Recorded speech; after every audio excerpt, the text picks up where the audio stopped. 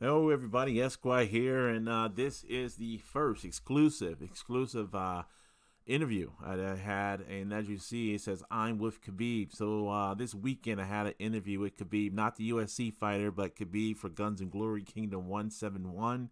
I wanted to do some interviews of some of these players who are on the front lines. I call them bigs because those are the players that are going to be in KVK, right by the tower, battling it out, motivating their members of their kingdom to join them as they try to um, either to protect their kingdom or go after someone else.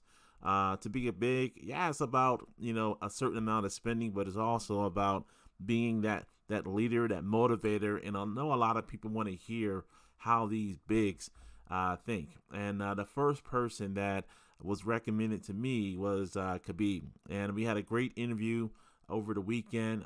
He's a seriously cool dude, just like I thought he was, just based on chats with him. And I look forward to having everyone to get the opportunity to listen to my interview with Khabib and to kind of hear what it takes, what the kind of mindset it takes to be on that particular level as what I call a big. So I hope you all enjoy the interview. Let me know if you have any questions. Please do subscribe and look out for more. More is coming along the way. Once again, big up to my boy Khabib, Kingdom 171. Everyone, please enjoy the interview.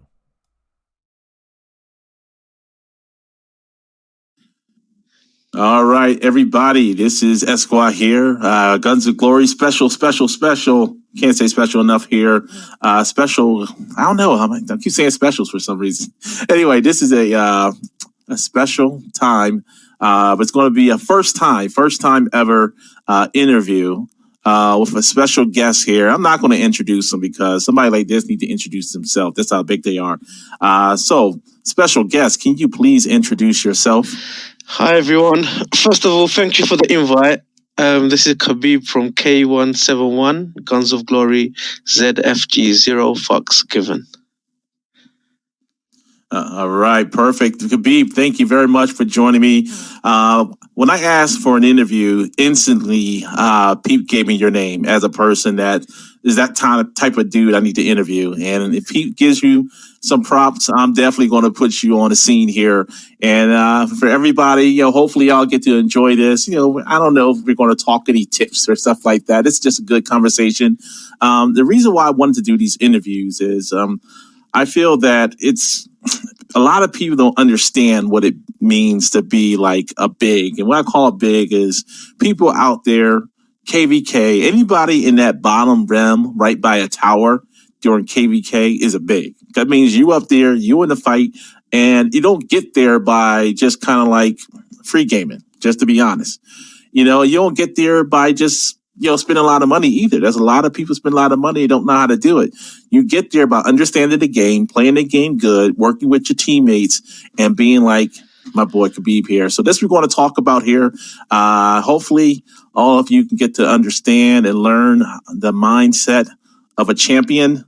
With that said, let's go ahead. I think you've been way too kind to me, but let's crack on. Oh man! All right, so let's go ahead and get it started, man. How long you been playing Guns of Glory? I think it's been about 2 years, I'd say. Well, many people don't know, but Kingdom 171 is home now, but I first started off in Kingdom 89. So there's a little story to that. So we started in K89. It was the same tag, ZFG, and we learnt the game there. And eventually people start leaving and we weren't feeling it. So about 20 of us, we all moved and migrated to K171 together. So can you imagine on the first day when K171 came out in GOG, 20 of us just landed. And we just set up our own hive and we just sort of took over the kingdom. Now, okay, so when you was coming up, who was some of the bigs, as I call them, like the big players when you were coming up? I remember Melrose in my day. Camco was a big player. Yep. Who was that when you came out? All right, so to be honest, the first few months I wasn't sort of into the game. It was just like I downloaded it, would come on maybe once or twice a week. I never really noticed the leaderboards and such. But I think when I first started playing it properly, I think the people that I first recognized in the game was Tomahawk was one. I don't know if you remember him.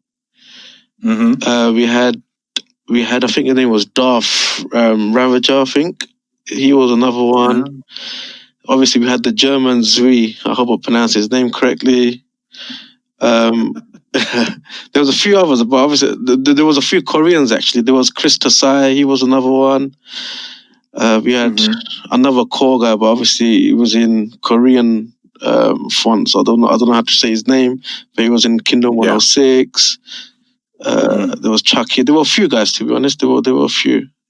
But at that time, but when you're not playing in that sort of league, then you don't sort of really care for the big czar, if that makes sense. There was no KVK, so you were more sort of interested in who's in your own kingdom. Exactly. Yeah, it wasn't as global as it is now. Yeah. Out of those people you named, who was that person that said, all right, made you make that decision to, become a big, as I term it. That's my new word, everybody. Everybody uses it anyway, so it's not a new word. But who's that person that made you think about, I need to be as strong as that guy? It's hard to say, but look, I've got a few heroes in GOG, and I'm not going to be scared to mention the name. So one is the Dork Lord from Kingdom 128. So I sort of really looked up to him when I first started, and there was another dude from Kingdom 40, but embarrassingly I've forgotten his name. But he was one of the first C40s as well. Yeah. But yeah, he was definitely in the Dork. And this guy from Kingdom 40, I think I harassed them a lot and they gave me a lot of tips on how to play. But I think eventually what makes you sort of become a big is you get fed up of being burnt every single day. I'll be honest with you. That'll do it. Yeah. And obviously we had a lot of internal conflicts. There was internal wars, and then when your team members spending, and then the rivalry, then you want to spend, and then so it's all on sort of impulse, really. I'll be honest. I don't think anyone. Yeah, it's like one of those. Yeah, exactly. And that's why.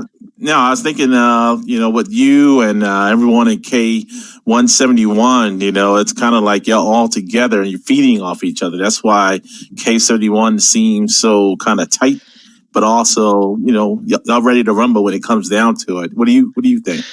No, I agree with you. Look, it wasn't always hunky dory. So at the beginning, like I said, we had civil war. It was chaos. It was like 24 hours. Your shield dropped, you're getting burnt. It was simple as that. But eventually, we realized that, you know what, this is not the way forward. And to be honest, mainly it was looting for us, for the resources to get to C40.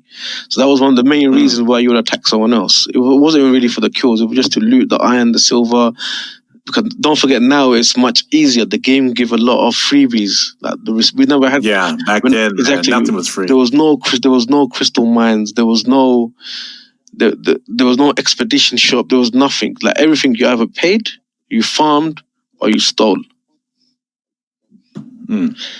Yeah. So then eventually we become tired, and now there's peace. But I still shield. So if you ever go into my coordinates, I'm a person that always just shields. It's just a habit. I'd rather sleep in peace, Oh man, you got the guy with the gun under the pillow. Well, that's not a good one. Yeah. Oh man, that's awesome. That's awesome. Well, definitely understand that. So my kingdom, I came from K20, been there for over a couple years. Something like you, the people you talked about. I remember them back in the day when KVK first came out. That John was decent. You know what I mean? And we were young enough to win a couple of them, but now it's crazy. But we were in peace for most of the time I played. And then one C40 who he just used to hit people for no reason, just to do it. I guess he was bored. Look, and finally, the other C40. Sorry to interrupt, but one of my best friends in the game, his name was Django from K171. People used to moan in KC saying, "Oh wow, C40 is hitting us," and he would always reply back, and it would make me laugh so much. Like you don't buy a Ferrari and not drive it. Does that make sense? Yeah. So if you're gonna go C40, exactly, you're gonna be testing it out. Yeah, and that's kind of what they happened. This guy was testing it out way too much, causing disruption. And then the other C40s, like, hey, we got C42, and they zeroed them. Now, this guy is Camco. He kind of went out kind of rough, but this guy, he was playing when the game was really expensive. Like, people think it costs more to pay. It doesn't cost nothing to play now versus what it cost 2 years ago. If you put that same kind of money that you put into that somebody would put in 2 years ago today, man, I don't know what kind of stats they would have. I know people got crazy stats now, but you think about how much it costs just to do what was that, Justice Gyms? That was like thousands and thousands of dollars to do Justice Gyms when they first came out. I agree with you.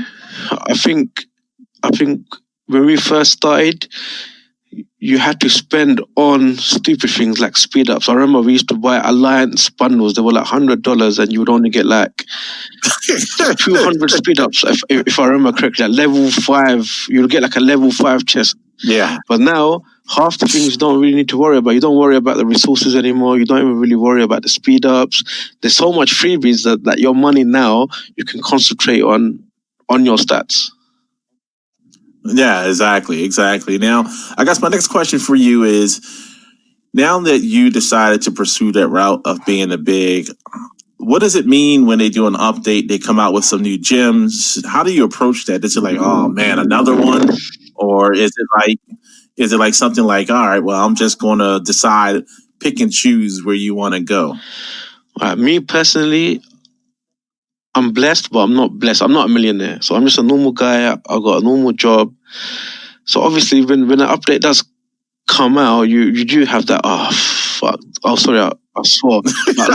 Another update. But it's expected now. You know how the game is running. We choose to play the game, you understand? So if you can't afford to play, then don't spend the money. You got to choose where you want to be. So if you want to play like a medium spender, then you stick to that. If you want to spend that high end and just keep up with the updates, then that's a choice that you make. Or you can be like so many people, even in our kingdom, they're like support players.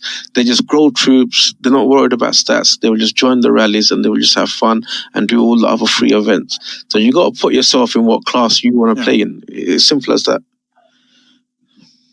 Exactly. And, and that's everyone. A kingdom is made up of everyone. So you need the people you need the game in general, need people like you, need people, like, your people in your kingdom. We need the big players. We need to be inspired, but we also need the free to plays because they add value to the gameplay as well. So definitely agree with that. So what would make you stop? Like for me, I'm at the point where I don't know what happened. I always thought I would know. I just stopped spending. For me, I'm like, my game is kind of on cruise control. Maybe life got too busy. I'm letting someone else kind of control my game while I'm not playing it. But I don't really have that. I'm not really into it as much as I used to be. What do you think would be the catalyst for you to kind of decide to do something else? It's a tough question, but to be honest, I think there's nothing else out there to replace Guns of Glory with. So I remember when everyone used to play Kings of Avalon, and then Guns of Glory came out, and then a lot of people sort of shifted over and thought, let's try this out. Yeah. So at the moment, there's nothing else out there to try, so everyone's sort of still playing Guns of Glory. But me personally, this is going to be my last war game. I'm not going to go to another new game. I'm done. Yeah. So I think what would make me quit is if the people that I play with, they quit, I would quit. It's simple as that. Yeah. And that's what I find. It kind of holds me to the game. It's not the game itself, but the friends I made along the way.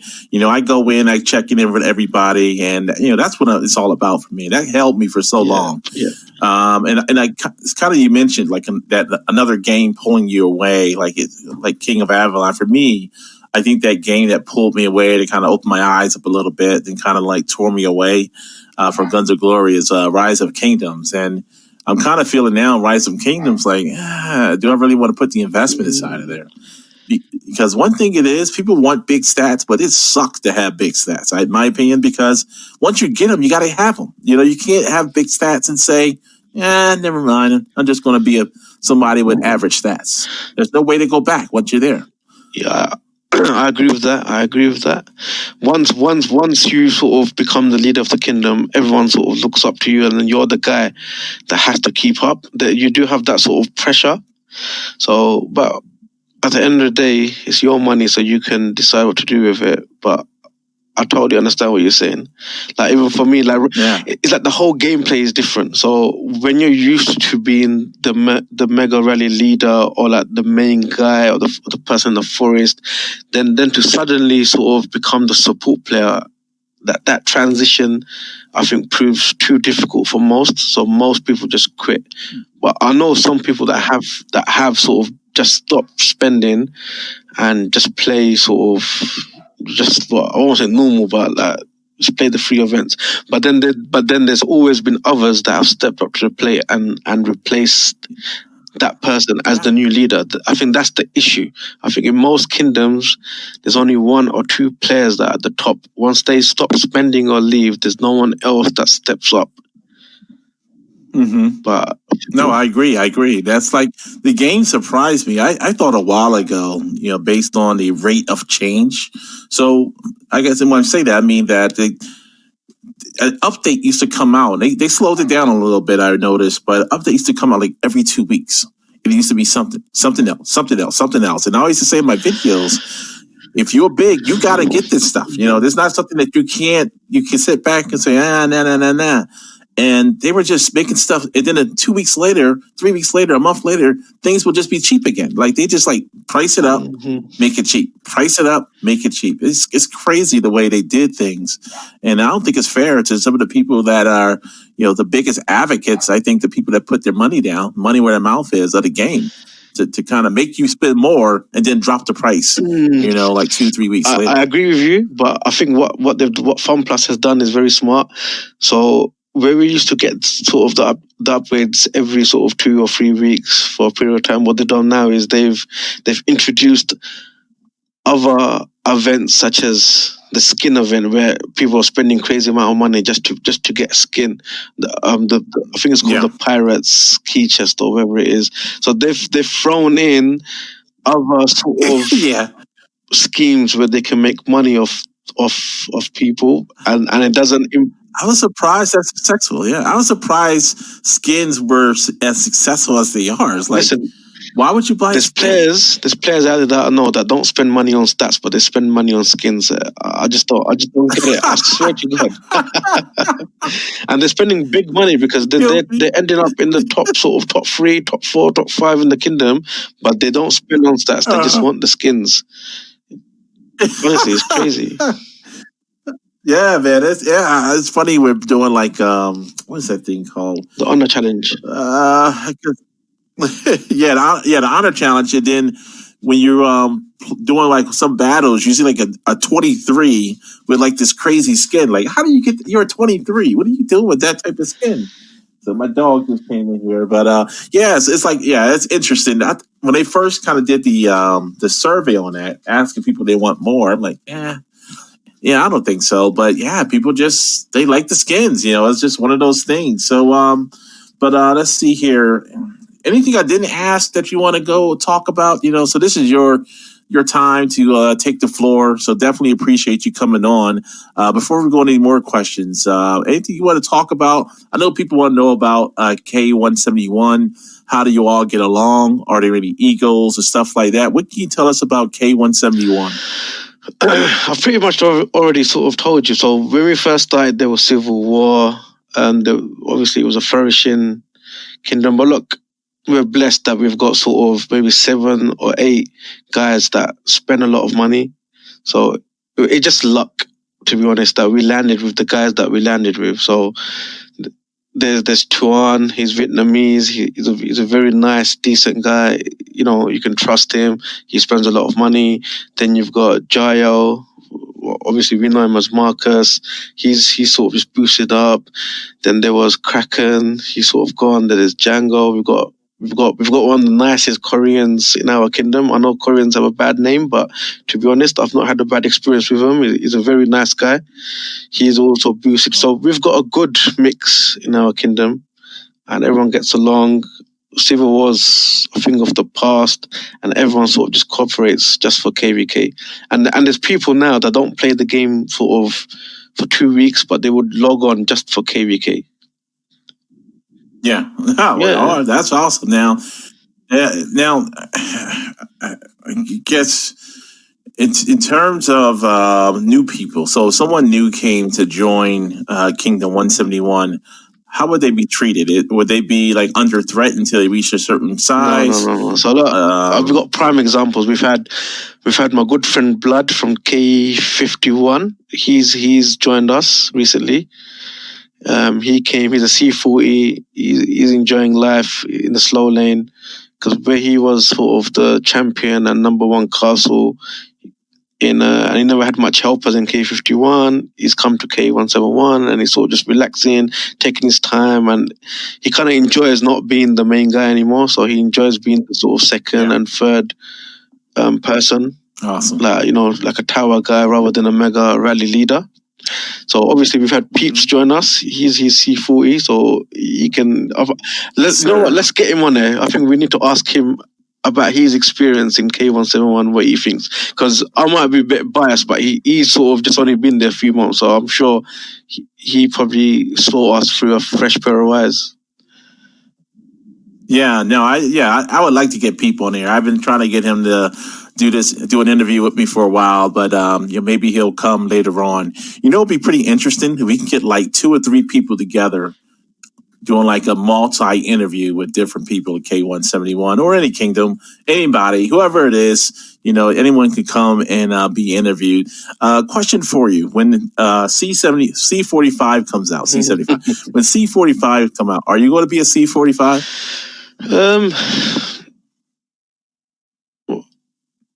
I wasn't planning to. I thought C4. Well, when I hit C30, I thought that's it, no more. But then C35, no more. I said I would never go C40. I went C40. As of now, I definitely want to go C41, and then from there we just see what happens, where the game takes us. Okay. But the good thing is, it's the way the badges have been designed that no one can sort of just speed it. So it will take a few months for maybe the first person to get to C45. I think it's designed that way. Even if you get the maximum badges from KVK and the maximum badges per day, I think they still have that minimum time before they can physically reach C45. I think it's about 2 months if we compare it to Kings of Avalon. Is that right? Yeah, exactly. I don't know. We gotta get some of our listeners here. So if it's 2 months in King of Avalon, if you're listening to this, please add that comment into the chat. For me, I don't know. I guess my goal was to be a C35 before I stopped. Made it up to C36. Exactly. I may come back, but I don't think so in terms of pushing it C40 and stuff like that. Now, I guess I forgot what kind of question I was going to ask here. I'm at a loss, man. I'm at a loss. So, what other channels do you listen to other than hopefully mine, of course, in terms of Peeps, excellent videos, big up to Peeps, and my tutorials. Peeps is really going to hate me, but the only people that I watch is obviously yourself, Peeps, and Matthew. Even though people hate Matthew's music. Come on. It's a different sort of. He makes different type of videos. So obviously he's a friend. Yeah, but I don't think he has a channel. I think he just sort of bombards us, and you're forced to sort of just click it and open it. No, he's actually doing pretty good. He got over 1,000 subscribers. I would think he's making money now on his channel. Yeah, it's different. Like for me, I'm not that kind of player. I'm not the kind of player that's going to go around attacking people, making videos, stuff like that. And then where Peeps coming from is, he's not going to attack weaker people or show videos of weaker people being attacked because, that's, I don't know, he just doesn't get that his respect. But where Matthew comes at, some people just want to see a C40 just go and hit people, just kind of just go crazy on there. And he provides that need, or, what I would like to see. The purge. We say the purge. Yeah, exactly. The purge. So just like the purge, you got people just want to see that kind of destruction. You don't want it to happen to you. You hate for it to happen to you, but you want to see that destruction. What I would like to see, though, is I would like to see two C40s just getting at Toe it. to toe. You know, and that's why KVK is so good, because you get those C40s, the top of the top, just going blow for blow. Those Mega Rallies and Mega Garrisons, that's not Kingdom. That's like a C40 versus C40, really, because they're using that particular C40 stats. And I think that's why people like that so much. There are many monsters in GOG. Some of them are scary, you know. Yeah. Sometimes just before KVK, I get really nervous. I think, oh my God, who are we going to get today? Like, even it's good. It's good. I'm not complacent, but we've got many friends as well. So, but it just, you know, that if you get paired up with certain kingdoms, you have to be on point. You got to sort of lock yourself away from everyone and spend the next solid 6-7 hours on the game. I used to hate those days. Yeah. Now, has the videos that people been making made K171 more of a target? And have you had a situation where somebody was really trying to come at? No, I don't know, to be honest. I would like to think K171 is liked, like as in the sense that we're not sort of bullies, and we're not sort of, I don't know, how can I put it? Like, we're not gonna just beat up everyone. Like we've been in sort of situations where we've let people keep their kingdoms. Look, the main thing is I stick to my word. So I remember when K171 was not one of the strongest kingdoms in GOG, and we were one of the weakest. When stronger players of that time would help us and give us nap, now that the tables have turned, I would like to think that we would now look after those kingdoms, and we've done that. Like, does that make sense? No, it makes sense. Makes sense. Totally makes sense. So, and I always say friendship is more important than taking over someone's kingdom. So if we're friends and we chat online, so look, I always get cursed saying that why you make so many friends in other kingdoms, because when we get matched in KVK, you're always saying, oh, nap. So it works both ways. But I warn you, see, as soon as the C45 badges come out, friendships will be tested. Yes, 100%. Because you got it's like that Ferrari you talked about. You get the Ferrari, you got to use it. There's going to be betrayals just for the badges, because obviously people are going to want to conquer two kingdoms, keep their own, and get sort of 3 sets of packs to dish out. So that'll be interesting. Let's see what happens. Yeah. Well, definitely, Khabib, thank you very much for joining me today. Okay, I'll let you decide. If there's somebody else I can interview next, who should I invite? All right, we should invite Jack Cassidy from Kingdom 60, because the last 2 KVKs he's had have been awesome. So he faced Coco this week just gone, and the week before Jack Full Troll from K344. So he's been in some epic battles, so I think we should get him on there. All right, definitely. So if anybody knows Jack, or definitely could be, let Jack know. I want to get him on the next installment of these interviews. I like to get these going. And you know what? With my system, I can get 4 or 5 people on this, Jones. We can have a serious party going on. So that's not a problem. And, I mean, we could do that all day. Hopefully we can have a live KVK. So, I'm thinking about a way that, that'd be awesome. We could all be online listening to K171 geek out while they doing their King of KVK. We're going to do that. I'm figuring it out. Don't worry about that. But thank you very much, man. You are the first. You will always be number one on this Thank channel. You so much. First ever interview. Great job on the interview. Can't say it enough. Thank you very much. And everybody, definitely big ups, y'all. Y'all see this guy. You got to give him big ups for a great interview. I didn't think it's going to be as good as it was. I knew it's going to be good, because you don't come online just to be average, but Khabib, you killed it. Thank you so much. Thank you very much. Anything you want to say before we get out? Can I promote my friend's fight? Is that all right? It's yours. So everyone, tune in on Saturday the 18th of April, UFC 249.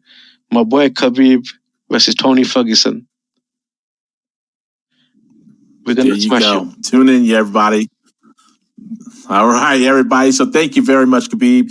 And this is going to be the end, y'all. We out of here. All right, everybody. So I hope you enjoyed the interview with Khabib. Definitely, I think he provided a lot of insights on the mindset, just general, with the, K171, how they kind of came up together, by leaving that other kingdom. And, everyone doesn't start off as being what I term to be as big. So definitely, I hope you got as much as I did out of it. I did get in touch with Jack Cassidy, and we are currently in the process of iron out an interview. So that is to come. Hopefully, sometime next week or later this week. But in the meantime, thank you for listening. Please subscribe, and we definitely appreciate your support on this channel. Everyone, have a great day.